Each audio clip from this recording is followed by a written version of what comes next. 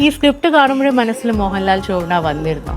ഇത് ആക്ച്വലി എൻ്റെ സ്ക്രിപ്റ്റ് അല്ല, കെ ആർ സുനിലിനാണ്. അപ്പോൾ സുനിൽ ആയിട്ടുള്ള ഇനിഷ്യൽ ഡിസ്കഷൻ എനിക്ക് മോഹൻലാൽ ശോഭന ഒരു ചെയ്യുകയാണെങ്കിൽ ഇത് ചെയ്യണം എന്നൊരു ഫീൽ വന്നുകൊണ്ടാണ് ഞാനത് കമ്മിറ്റ് ചെയ്തത്. പിന്നെ ഞങ്ങൾ ഒരുമിച്ചിരുന്ന് അതിന് ലാലേട്ടൻ ശോഭനേനൊക്കെ എങ്ങനെ യൂസ് ചെയ്യാൻ പറ്റും, അവരുടെ ആക്ടേഴ്സ് എന്നുള്ള രീതിയിൽ അവരെ എങ്ങനെയൊക്കെ നമുക്ക് യൂട്ടിലൈസ് ചെയ്യാൻ പറ്റും എന്നുള്ളൊരു ലോങ് പ്രോസസ് ഉണ്ടായിരുന്നു.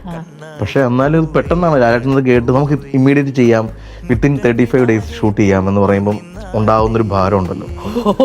അത് എൻ്റെ ഇടയ്ക്ക് ഞാൻ എന്ത് ചെയ്യണമെന്ന് അറിയില്ല. ഞാൻ മോഹൻലാൽ ശോഭനനെ ഞാൻ ഈ വിത്തിൻ 45 days അല്ലെ 35 days എങ്ങനെ ഷൂട്ട് ചെയ്യും എന്ന് പറയുന്നത് ഭയങ്കര കൺസേൺ നിൽക്കുമ്പോൾ ഞാൻ ഈ സ്ക്രിപ്റ്റ് എനിക്ക് ഒരിക്കലും സെറ്റിൽ നിന്ന് സ്ക്രിപ്റ്റ് എഴുതുക അല്ലെങ്കിൽ അതിലൊന്നും ഞാൻ യൂസ്ഡ് അല്ല. എനിക്ക് കംപ്ലീറ്റ് ടെക്സ്റ്റ് എൻ്റെ കയ്യിൽ ഉണ്ടാവണം.